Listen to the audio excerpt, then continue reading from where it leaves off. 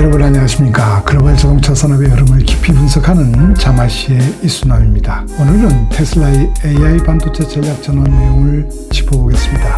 올 8월 8일 블룸버그는 테슬라가 도조2 개발을 중단하고 팀을 해체했다라고 보도했고, 일론 머스크도 X에서 이를 인정했습니다. 왜 수년간 키워온 학습용 칩 프로젝트를 접고 다시 차량용 시스템 온 칩을 학습에도 쓰는 단일 칩 전략으로 선회했을까요? 테슬라는 지금까지 두 가지 종류의 반도체를 직접 개발해 왔습니다. 이렇게 구분해서 개발해 온 가장 큰 이유는 두 칩이 용도와 요구 조건이 크게 달랐기 때문입니다. 첫째는 차량에 들어가는 자율주행용 추론칩 FSD 시스템 온 칩입니다. 카메라 영상을 실시간으로 처리해야 하므로 지연이 최소화되어야 하고 저전력을 사용해야 하며 내열이나 내구 성능이 중요한 요소가 됩니다. 둘째는 데이터 센터에서 사용되는 AI 학습용 칩 도조 D1입니다. 이는 수천만 킬로미터의 주행 데이터를 학습해서 자율주행 알고리즘을 더 똑똑하게 만드는 역할을 했죠.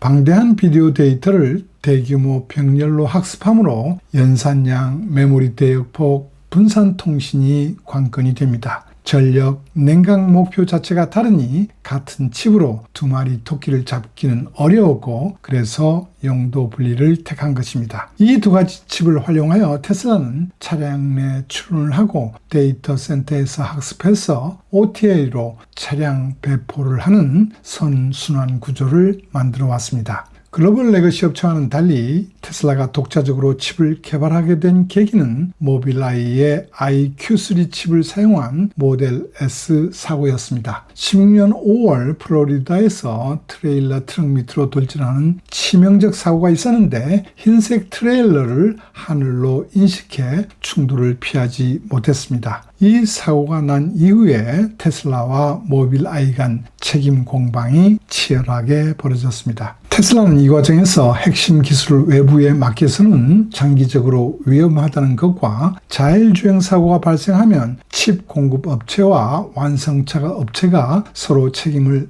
떠넘길 수 있다는 교훈을 얻었습니다. 이 교훈을 바탕으로 일론 머스크는 하드웨어까지 직접 개발을 해야 한다고 결심했습니다. 그래서 2016년 애플과 AMD 출신의 칩 전문가 짐 켈러, 피트 베넌 등을 영입해서 자율주행 칩 개발을 시작했습니다. 불과 18개월 만에 첫 설계를 완료했고, 19년부터 삼성 파운드리 14나노미터 공정에서 양산된 W3.0을 차량에 탑재했습니다. 테슬라는 23년 HW4.0 출시를 앞두고 센서 컴퓨팅 스펙 업그레이드를 준비했습니다. 테슬라는 가격과 공급 측면을 고려해서 7나노미터 삼성 생산을 택한 것으로 알려졌습니다. 일론 머스크는 24년 주총에서 HW5.0 AI5를 예고하며 HW4.0 대비 10배 이상의 성능을 목표로 한다고 밝혔습니다. 올 7월에는 엔드투엔드의 자율주행 기술의 핵심인 AI 모델의 규모와 컴퓨터의 계산 능력을 동시에 대폭 향상시켜 AI 모델의 파라미터 수를 향후 10배로 늘릴 예정이라고 했습니다. 복잡한 교통 환경에서 광범위한 자율주행을 실현하고 자율주행 택시 사업을 확대할 예정에 맞춰 테슬라는 HW5.0에 해당하는 AI5 차세대 차량용 컴퓨터를 개발하고 있습니다. HW5.0은 현재의 HW4.0보다 연산 처리 성능을 최대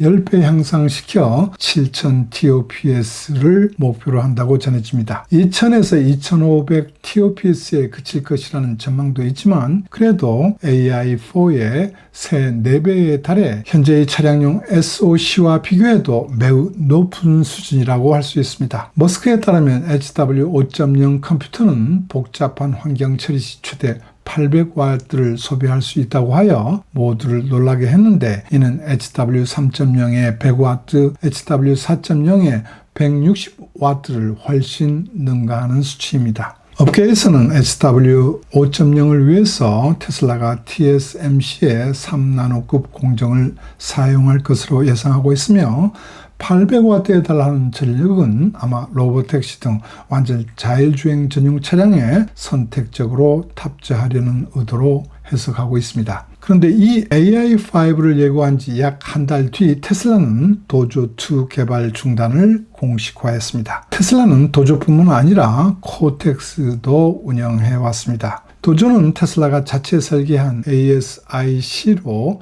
비디오 학습을 값싸고 빠르게 돌리려 한 전용 학습 플랫폼입니다. 반면 코텍스는 지금 당장 확장 가능한 엔비디아 GPU로 모든 워크로드를 민첩하게 돌리는 범용 학습 플랫폼입니다. 목적과 철학이 달라서 개발 운영도 분리되었고 실제 사용 용도도 구체적으로 나뉘어졌습니다. 테슬라가 개발을 중지하는 것은 도조라고 부르는 데이터 센터에 사용하는 AI 학습용 반도체입니다. 16년 당시에는 자체 AI 학습용 칩은 아직 없었고 자율주행 소프트웨어 학습은 엔비디아 GPU를 활용한 대규모 클러스터에 의존했습니다. 19년 4월 일론 머스크는 향후 도조라는 초강력 AI 훈련용 슈퍼컴퓨터를 개발 중이라고 했습니다. 드디어 21년 8월 AI 데이 행사에서 도조 슈퍼컴퓨터의 T1 칩이 공개되었습니다. 이는 당시 최고 성능 GPU인 엔비디아 A100 수준을 단일 칩으로 달성한 것이어서 큰 주목을 받았습니다. 그리고 1년 뒤 22년 9월에는 도조 시스템 트레이와 캐비닛 시제품을 공개하고 23년 8월에 본격적으로 프로덕션 투입을 했습니다. 이후 1캐비닛당 수백 개의 D1 칩을 묶은 도조 V1 엑사포드 일부가 가동되었으며 테슬라는 이 시스템으로 1엑사플롭 이상의 AI 컴퓨팅 파워를 목표로 했습니다.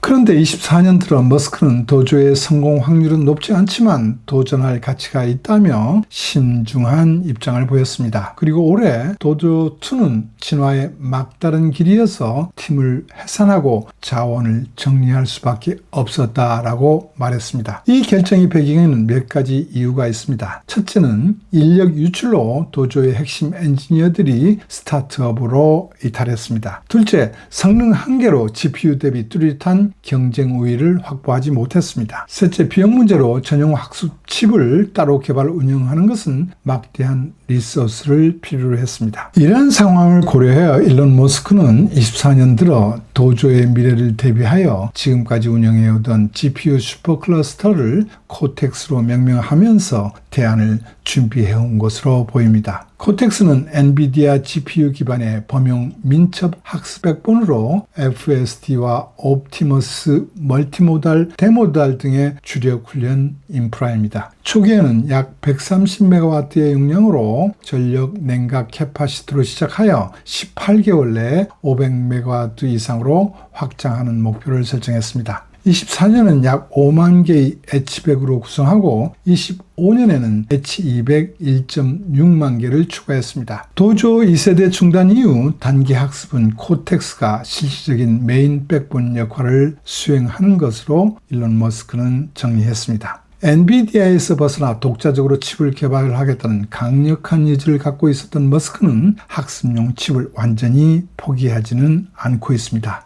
단기는 GPU로 가지만 중장기용으로는 새로운 계획, 바로 단일 칩 전략을 꺼내 들었습니다. 그 핵심은 차세대 차량용 SoC AI6입니다. 이 칩은 본래 차량에서 출원을 위해 설계되고 있지만 테슬라는 이를 학습용으로도 활용하겠다는 것입니다. 즉 하나의 칩 아키텍처로 차량 출원과 데이터 센터 학습을 모두 커버하려는 것입니다. 머스크의 논리는 단순합니다. 굳이 학습용과 추론용을 따로 설계할 필요가 없다고 하고 있습니다. AI6는 차량에서 뛰어나면서도 학습에서도 충분히 자신하고 있습니다. 앞으로 테슬라는 26년 HW5.0을 출시하고 이어서 27년 HW6.0 AI6 기반 도조3를 구축할 계획입니다. 차량용에서는 HW5.0을 통해 추론 성능을 10배 향상시키고 데이터 센터에서는 AI6 클러스터로 엔비디아 의존도 축소를 시도하려고 하고 있습니다. 27년 이후 양산을 시작할 것으로 예상되는 AI6는 삼성전자의 2나노 세대 공정으로 제조될 계획입니다. 그렇다면 전문가들은 어떻게 평가하고 있을까요?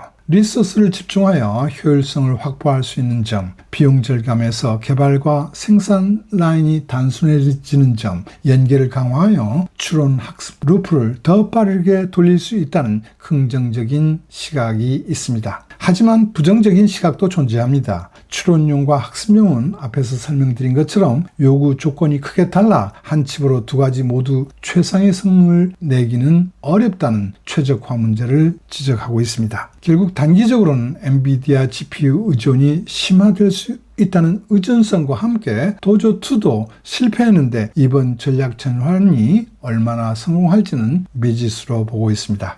즉 합리적인 선택이지만 성패를 지켜봐야 한다는 것이 업계의 중론입니다. 그럼에도 이 전략이 성공한다면 테슬라는 완전 자율주행과 휴머노이드 로봇 개발에서 한층 유리한 고지를 점할 수 있을 것으로 보입니다. 여러분의 의견은 어떠신지요? 오늘은 여기까지 하겠습니다. 시청해 주셔서 대단히 감사합니다.